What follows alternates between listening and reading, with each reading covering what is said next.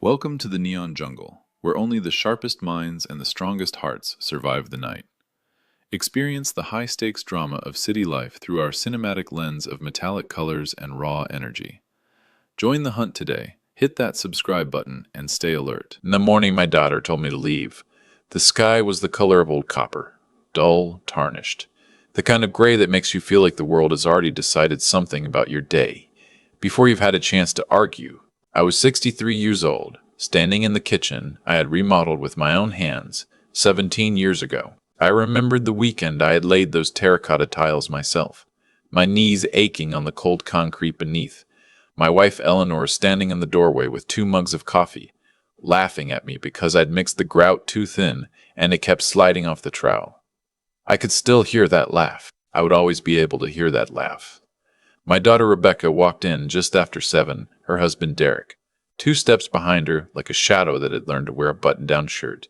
She didn't say good morning. She set her car keys on the counter, my counter, and looked at me the way a landlord looks at a tenant who's 3 months behind. "Dad," she said, "Derek and I talked last night. We think it's time for you to find your own place." I held my coffee mug with both hands. I didn't say anything right away because I genuinely thought I had misheard her. "This is my house," I said quietly, not angrily. I was too confused for anger yet.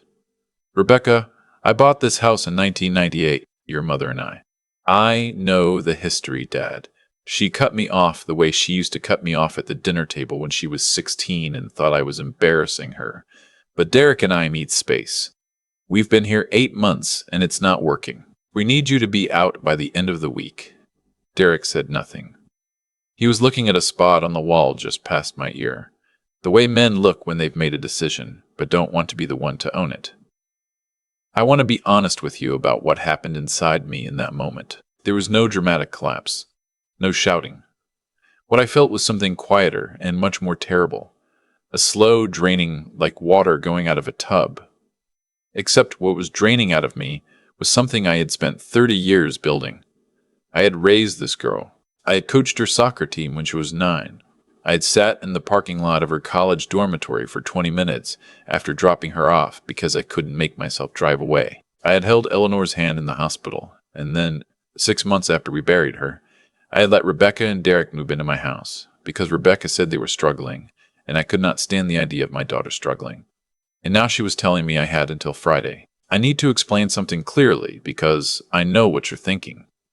You're thinking, why didn't you just refuse? Why didn't you call a lawyer, call the police, remind her whose name was on the deed?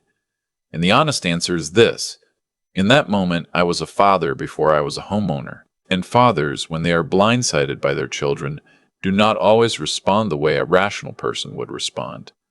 They respond the way a person responds when something they loved unconditionally has just looked them in the eye and chosen not to love them back. They go quiet. They comply. They walk to the bedroom that used to be their bedroom, and they start figuring out what to take. I didn't call the police. I should have. I want to say that plainly. My name was on the deed. I had every legal right to stay in that house, and if I had called the non-emergency line and explained the situation, the conversation would have ended very differently. I know that now, but grief does strange things to your decision-making, and I had been grieving since the morning Eleanor stopped breathing. And some part of me that I am not proud of wondered if Rebecca was right. If maybe I was in the way.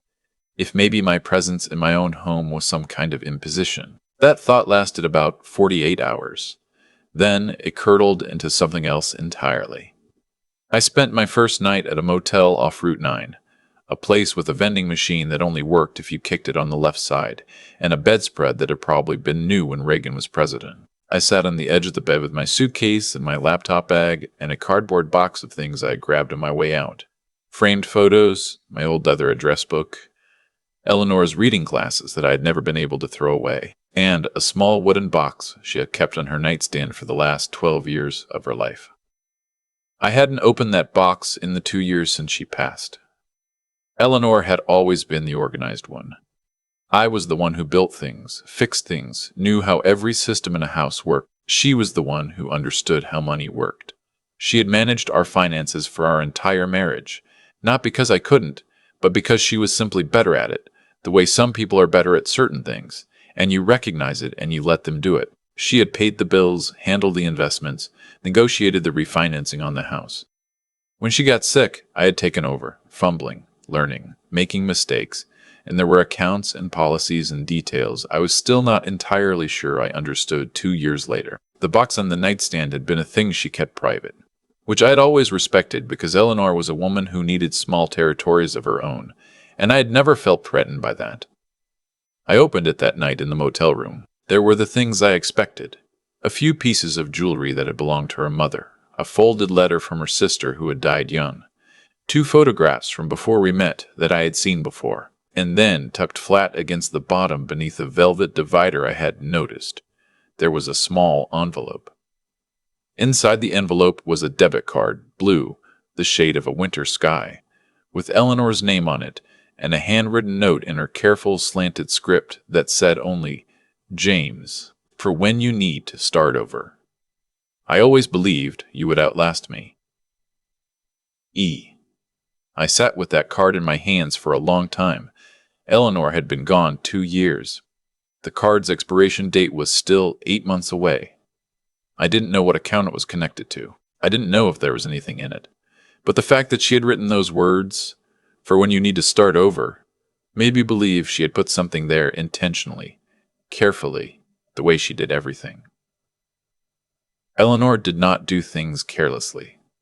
The next morning, I drove to our bank, the same branch where we had opened our first joint account in 1989, back when the building still had the original brick facade before they renovated it into something that looked like every other bank branch in America. The teller who helped me was a young woman named Grace, according to her name tag. I explained that my wife had passed, that I had found a card in her belongings, and that I wanted to understand what account it was connected to. Grace typed for a moment. Then she stopped typing. She looked at her screen. Then she looked at me. Then she looked at her screen again, and her expression did the thing that expressions do when they're trying very hard to stay professional while processing something they were not expecting to process on a Tuesday morning. "Sir," she said carefully, "could I ask you to wait here for just one moment?" She walked to the back of the branch without waiting for my answer. I waited. The branch manager came out 2 minutes later. His name was Paul, and he was the kind of man who wore his authority carefully, like a jacket he'd saved for good occasions. He shook my hand and asked me to follow him to his office, which I did, carrying the card and the note in my jacket pocket. What Paul showed me on his screen changed the shape of everything I thought I understood about my marriage, my wife, and the next chapter of my life. Eleanor, over the course of 22 years, had been quietly contributing to a separate savings account, not hiding money. I want to be clear about that, because Eleanor was not a deceptive person. The account was in both our names. I had simply never paid attention to it, and she had never drawn my attention to it, because she had always said that what she wanted was for me to have something solid if everything else fell apart. She had been building that account the way I built furniture, slowly, deliberately, with an eye towards something that would last. The balance in that account was slightly over $240,000. I sat in Paul's office for a long time without speaking. "Mr. Bailey, Whitfield," Paul said gently, "your name is on this account. This is your money. Is there anything you'd like to do today?" I looked at the note in my hand. "For when you need to start over?" "Yes," I said. "I think there is." The first call I made was to a real estate attorney named Howard Gaines, who had been recommended to me by my friend Carl, who I had worked with for 11 years before we both retired, and who had the useful quality of knowing exactly the right person for any given problem. Howard picked up on the second ring, listened to me for 4 minutes without interrupting, and then said with a calm I found very steadying, "James, your name is on the deed. She cannot ask you to leave. She has no legal authority to remove you from your own property. What happened is called unlawful eviction, and you have options." Those words, "you have options," did something to the thing inside me that had been quietly draining since Monday morning. It didn't fill back up all at once, but it stopped draining. Over the next 2 weeks, Howard sent a formal notice to Rebecca and Derek, making clear that the property was mine, that I had voluntarily vacated under emotional duress and without legal obligation to do so, and that I would be returning. He also, and this is the part that matters, began looking into Derek's financial situation. Because Howard had an instinct about these things, and because some things Rebecca had let slip in her voicemail to me, she had left 3 increasingly worried voicemails in the 9 days since I'd left, which told me something had shifted in her understanding of what she had done, suggested that Derek's confidence in the situation had a foundation I hadn't examined. What Howard found took another 10 days to fully surface, but the shape of it emerged quickly. Derek had been running a small property management company for 6 years. The company handled rental properties for about 40 individual investors, mostly retirees, mostly people who didn't look closely at their quarterly statements. Over the past 3 years, Derek had been systematically skimming, not dramatically, not obviously, small amounts rerouted through a series of shell accounts, the kind of scheme that works for a long time precisely because each individual transaction looks unremarkable. He had accumulated, by the time it was discovered, just over $300,000 that didn't belong to him. And he had been living on it. In my house. With my daughter. I did not feel satisfaction when Howard told me this. I want to be honest about that too. What I felt was a particular exhausted sadness. Not for Derek, but for Rebecca. Because I began to understand that some of her behavior toward me had been fear wearing the costume of cruelty. She had needed to get me out of that house, because Derek had needed me out of that house, because a man who spent 30 years in construction and renovation and knows how to pay attention to details is exactly the kind of person who might eventually start noticing that things didn't add up. She hadn't been acting out of selfishness alone. She had been acting out of desperation, and someone had handed her the script. That didn't excuse it, but it explained it. And for me, in that season of my life, explanation was enough to keep the door open a crack. Derek was arrested on a Thursday morning. His investors, the real victims in this, the retirees who had trusted him with their rental income, had been contacted by the investigators, and several had already come forward with documentation. The case, Howard told me, was not complicated. Derek had not been careful enough, or perhaps had simply been confident that no one was paying close enough attention. Rebecca called me that afternoon, from what I later learned was a parking lot, because she hadn't wanted to be inside the house alone when she made the call. She didn't say hello. She just started crying. We talked for 2 hours. It was not an easy conversation. There were things she said that I accepted, and there were things she said that I will not pretend didn't hurt me. But somewhere in the middle of that conversation, I heard something in her voice that I recognized. Something young and frightened and genuinely lost, and I thought about Eleanor, about what Eleanor would have done with this moment. Eleanor would have let her cry. So that's what I did. I moved back into my house 3 weeks later. Rebecca had moved out by then, staying with a friend while she figured out what came next. The house felt different. Not damaged, exactly, but slightly off, the way a room feels when you know something has happened in it. I walked through every room slowly, the way you walk through a place you're reclaiming, touching things.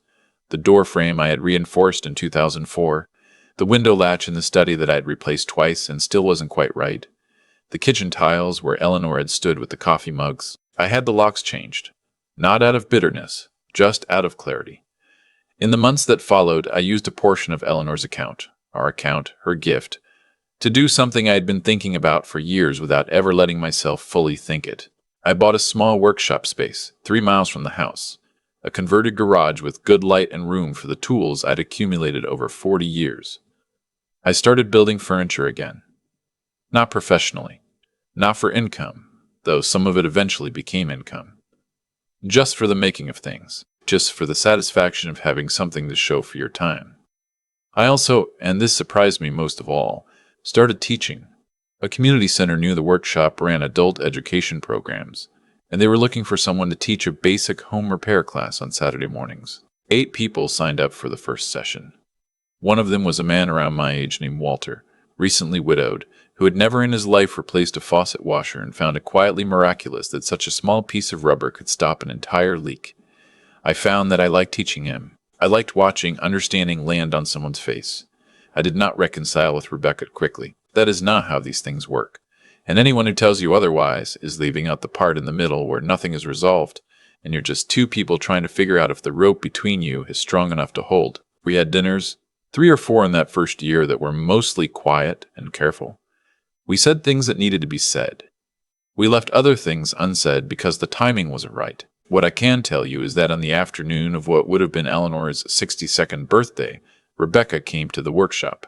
She didn't call ahead. She knocked on the open door and stood in the light from the doorway and looked at the table I was sanding. A simple kitchen table, oak, the kind that lasts. And she said, "Mom would have liked that." I put down the sandpaper. "She would have made me put coasters on it," I said. Rebecca laughed. It wasn't Eleanor's laugh, but it was its own thing, real and a little broken, and wholly hers, and I had missed it, and I was glad to hear it in that room. We had coffee. We talked about small things, and somewhere in the middle of talking about small things, the space between us became something I recognized, not repaired, exactly, not the way it had been before, but functional, honest, a thing you could put weight on. That's what I want to say to any father who is reading this, or listening, or finding himself in a version of the place I was in that morning with the copper-colored sky. The house matters. The deed matters. The money matters. Know what you own, know your rights, and don't let grief make decisions that confusion has no business making. But also, and I mean this, the part that happens after the legal part, the slow and uncomfortable work of figuring out what you still want to be to each other, that part is worth doing too. Not for them, for you. Because you will outlast this the way Eleanor always believed you would outlast everything, and you want to outlast it as someone you can recognize in the mirror. I still have her note. For when you need to start over. I kept it in the workshop, pinned to the wall above the bench where I do my best thinking. I look at it most mornings before I start work. I think she knew me better than I knew myself. I think that's what the best people do. They see the version of you that's coming, and they leave you something for the road.